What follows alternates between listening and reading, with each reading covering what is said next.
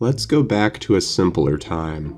A time where movies were silent, families gathered around the radio, and presidential scandals happened once in a blue moon instead of 3 times before breakfast every morning.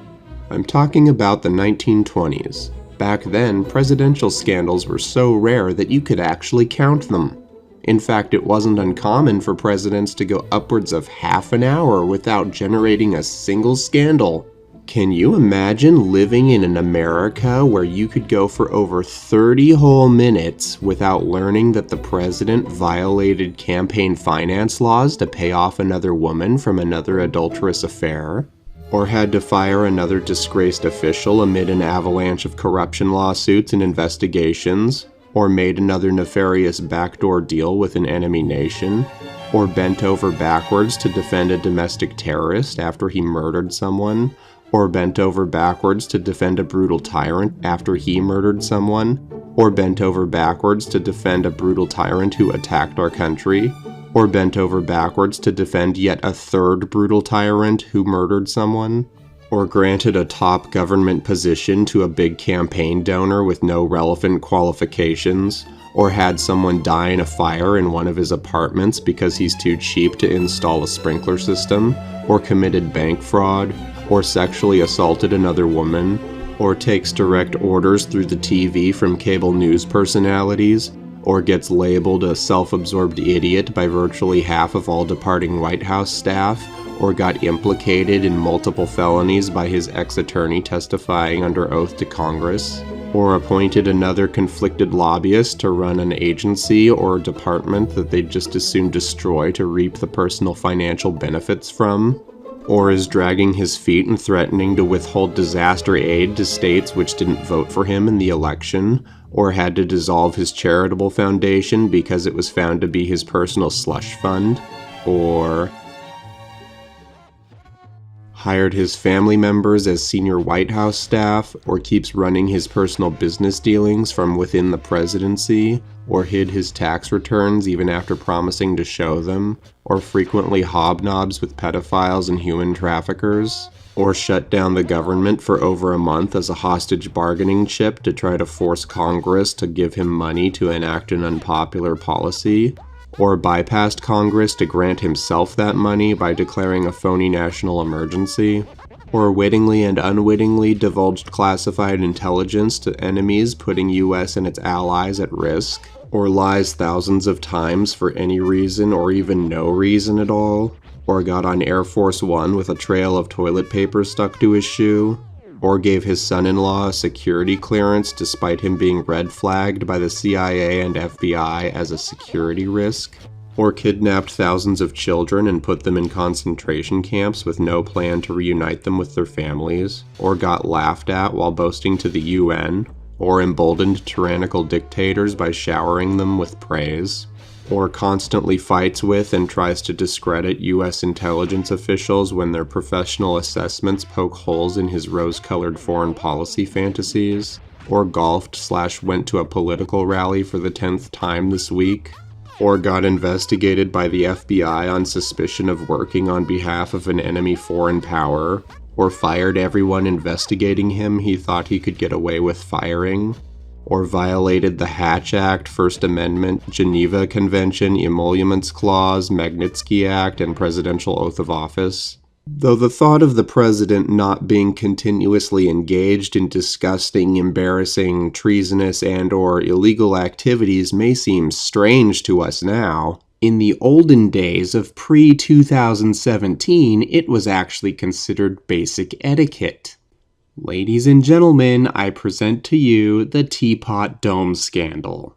The lamest sounding scandal since the Great Rumpus Room kerfuffle of 1892. But it might make a good indie rock band name. This particular unseemly event took place on the watch of America's 29th president, Warren G. Harding.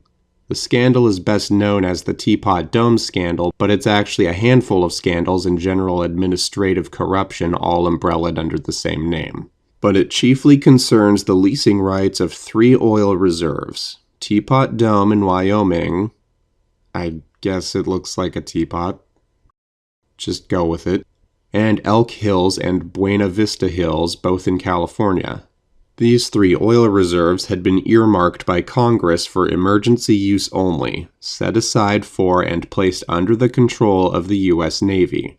The Navy was busy retrofitting their ships from coal-powered to oil-powered and wanted to be sure that there was always a supply of oil to keep America's Navy operating. So if anyone was going to be drilling for oil in these spots, it was going to be the U.S. Navy during an emergency, like maybe for some sort of world war. Now, Harding got elected to the presidency on money from Big Oil, promising a pro-oil administration. You can see where this is going. Once in office, Harding appointed Senator Albert Fall to his cabinet as Secretary of the Interior. That's the person that manages America's federal lands and natural resources. It didn't take long for him to say, "Hey, Mr. President, I have an idea. Why don't you let my department take care of those naval oil reserves?" And he did. After Fall acquired oversight of the oil lands, he started talking to 2 of his friends who were both big oil tycoons, Edward Doheny, who owned the Pan American Petroleum Company, and Harry Sinclair, who owned the Mammoth Oil Company, a subsidiary of Sinclair Oil. If the name Sinclair mentioned with oil rings a bell for you, it's probably because you're recalling the unforgettable Sinclair gas stations with the green dinosaur statues. Somehow the company survived the 1-2 punch of the Teapot Dome fallout plus the subsequent Great Depression. And it's interesting, if you go to their website, they have a, shall we say, slightly revised account of the Teapot Dome events. Anyway, in 2 closed-door deals, the drilling rights for the California reserves went to Pan Am, while Teapot Dome went to Sinclair's Mammoth. Now, at this moment, you're probably wondering, if these were supposed to be secret deals, how were these companies planning on secretly drilling for oil? They seriously thought no one was going to notice a mysterious large construction project pop up on forbidden oil land? Well, in short, people did notice. Hence, I'm here talking about it. Fellow oil companies in Wyoming became suspicious after seeing Sinclair activity at Teapot Dome. In April 1922, the heat was turned up when the Wall Street Journal broke the story of Fall's deal. The next day, a Wyoming senator pushed for the Senate to investigate the claims, and they did. Wait, the Senate just voluntarily investigated suspicious behavior in the president's administration? Oh, 1920s, what a kooky time to be alive! About midway through his first term, Harding embarked on a Western tour of the U.S. Like a really long one. He was the first sitting president to visit Alaska, and he didn't take a plane. While on the journey, he asked his Secretary of Commerce, future U.S. President Herbert Hoover, if you knew of a great scandal in our administration, would you, for the good of the country and the party, expose it publicly, or would you bury it? It's unclear whether or not Harding prefaced his question with, "I have this friend who's a presidency, and he has this problem." Supposedly Hoover favored transparency with the American people, but I guess that wasn't really the answer Harding wanted to hear. Now, it's ironic because the Hoover presidency oversaw the Great Depression and the greatest stock market catastrophe in world history. A lot of fingers were pointed at him, which is normal when you're the president. You can't blame him for everything that fed into America's worst economic downturn. But you'd think that someone supposedly qualified to be a Secretary of Commerce would be well equipped to at least soften the blow and shorten the recovery time. In retrospect, it makes Harding's corrupt administration look even worse, with yet another blow to his judgment of character and abilities. But anyway, the investigation, criminal liability, and Harding's qualms with his own administration wouldn't matter for him much longer, as he died of a suspected heart attack while on tour in San Francisco. This was nearly 2.5 years into his presidency. He was replaced by number 30, Calvin Coolidge. Soon after Coolidge came to power, the corruption investigation was assigned 2 new special prosecutors, and it was discovered that Albert Fall received large sums of cash through quasi-money laundering deals going through his New Mexico ranch from none other than the people who were making bank off the oil leases he dished up. Fall, Sinclair, Doheny, and his son who helped deliver the cash to Fall were all indicted on charges. Fall was ultimately convicted of accepting a bribe from Pan Am's Doheny. His sentence was a $100,000 fine and 1 year in prison. Okay, legal fees aside, that means he would theoretically walk out of prison in a year, probably less, with still the present-day equivalent of $4.4 million in ill-gotten gains. 6 to 12 months in prison for a few $1,000,000?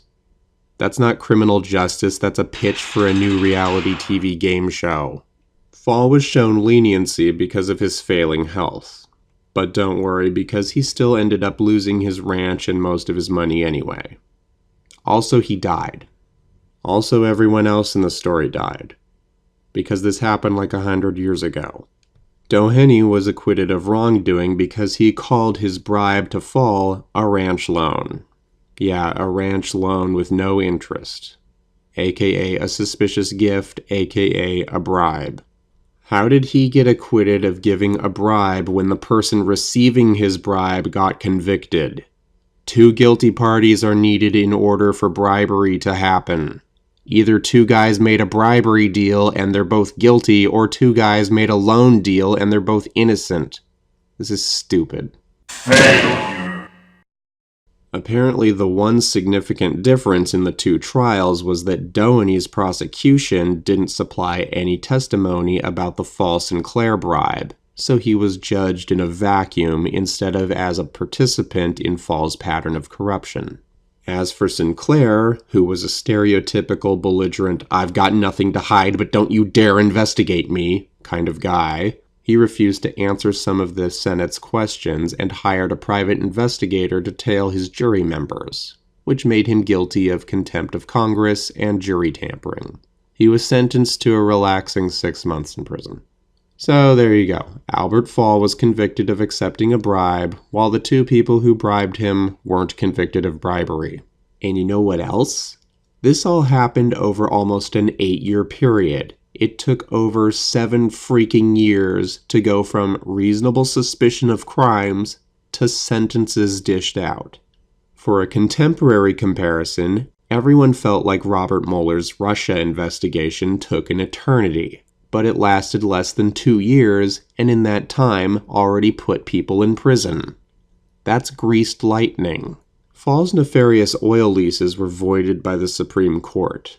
The sites did see legitimate development during World War II and the oil shortages of the 1970s, and eventually they were auctioned off by the US government fair and square.